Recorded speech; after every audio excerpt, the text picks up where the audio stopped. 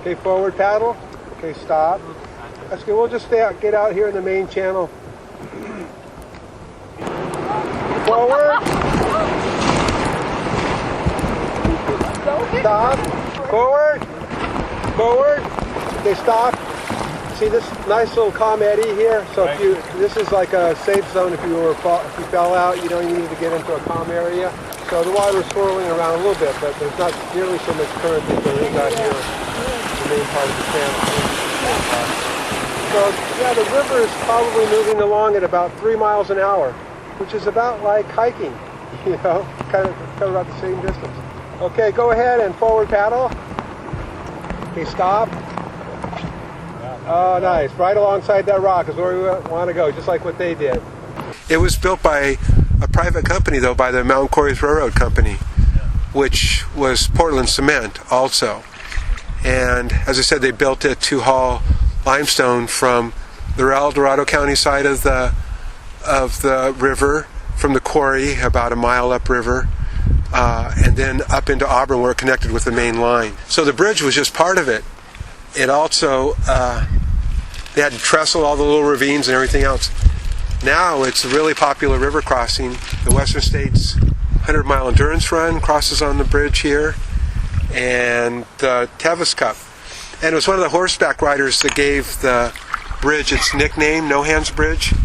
Ina Robinson was an early rider in the Tevis Cup, and before the railing was put up there, she rode across it with her hands in the air and said, and hollering and yelling, "Look, no hands, look, no hands." And so that name stuck, and that's what it is now. And I don't know if you guys have walked up there across it, but if you can manage it without no railing, if that horse bolted, she would have been in serious trouble.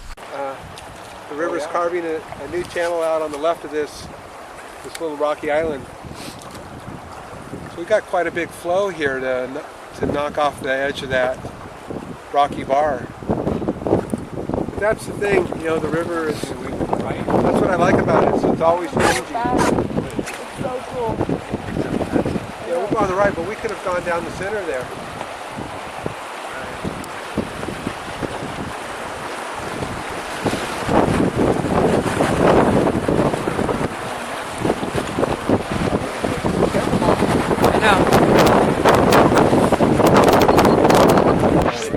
Chassis on a car. Dang, it is.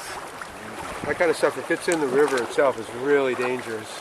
The way the river is shaped, it built up this bar here, dropping rocks over the years, and then it built up that obstacle for the river to flow around. Right. And it couldn't go any higher. It's got the solid rock and everything else there, so that's pretty well armored down on that side. But yeah, this is all.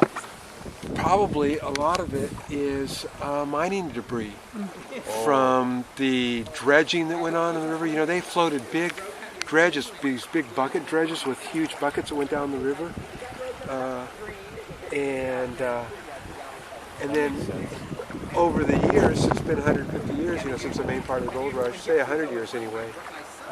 A lot of those cobbles and rocks and pebbles and everything just get pushed downriver here.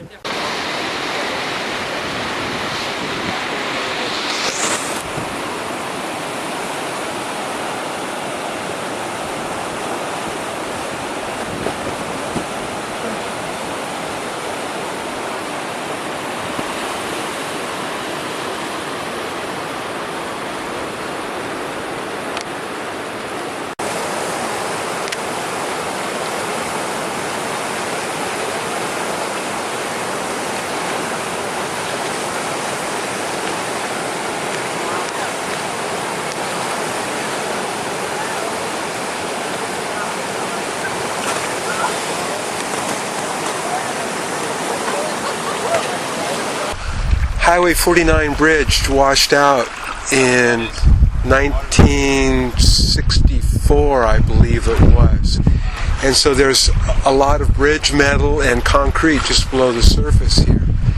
And eventually we'd like to collaborate with some of the public agencies like Caltrans, State Parks, and Placer County Water Agency, and the Bureau of Reclamation to find the funding to take these hazardous material out of the river here, because in the summertime when the water is even lower, it's more of a hazard to not just people in rafts and kayaks, but also to inner tubers and swimmers and people that are just enjoying the river in general.